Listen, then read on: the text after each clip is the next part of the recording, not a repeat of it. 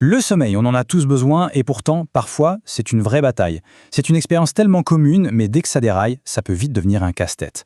Alors aujourd'hui, on va voir ce que nos nuits agitées peuvent révéler à travers le regard de la médecine générale.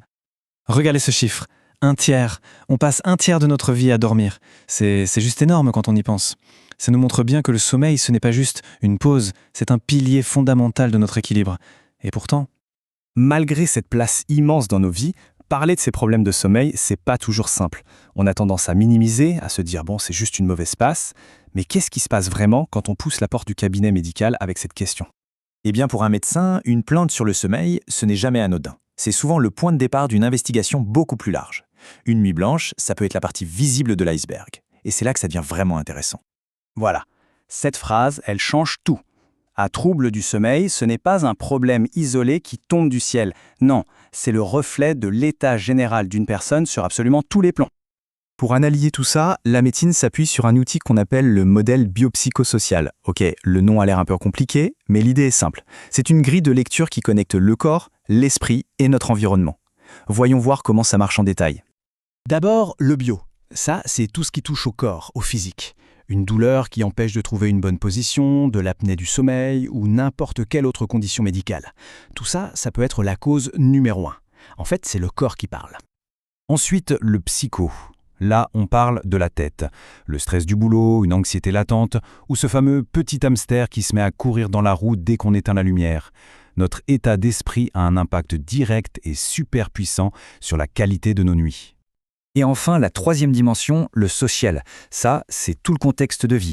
Des horaires de travail complètement décalés, des soucis à la maison, et même tout simplement l'habitude de scroller sur son téléphone jusqu'à minuit. Tout ça, ça joue un rôle majeur. D'accord. Bio, psycho, social. C'est bien beau en théorie, mais concrètement, qu'est-ce que ça donne en consultation? Eh bien, cette approche transforme le rendez-vous en une sorte d'enquête, menée à deux. L'approche est super structurée. Le médecin commence par écouter, bien sûr, puis il va explorer, une par une, ces 3 dimensions pour remonter à la source du problème. Et le point le plus important, c'est le dernier. Le plan est construit ensemble, avec le patient. On est loin de la simple ordonnance. Et justement, ce fameux plan d'action, il est souvent beaucoup plus riche qu'on ne l'imagine. Parce que, soyons honnêtes, on pense souvent que trouble du sommeil égale somnifère, non? Eh bien, la prise en charge a énormément évolué.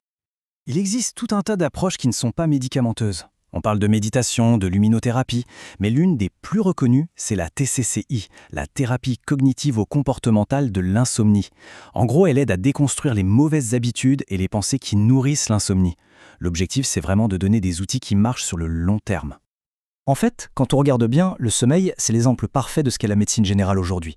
C'est une approche globale qui ne sépare jamais un symptôme de la personne qui le ressent dans toute sa complexité. et s'il n'y avait qu'une seule idée à retenir, ce serait celle-là.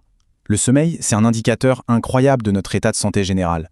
Une insomnie, une fatigue intense, c'est un signal. C'est un peu comme un voyant qui s'allume sur le tableau de bord. Alors, la prochaine fois qu'une nuit s'annonce difficile, peut-être que la vraie question à se poser n'est pas « comment je vais faire pour m'endormir ?», mais plutôt « tiens, qu'est-ce que mon sommeil essaie de me dire en ce moment ? Sur mon corps, sur mes émotions, sur ma vie ?» C'est une question qui change tout.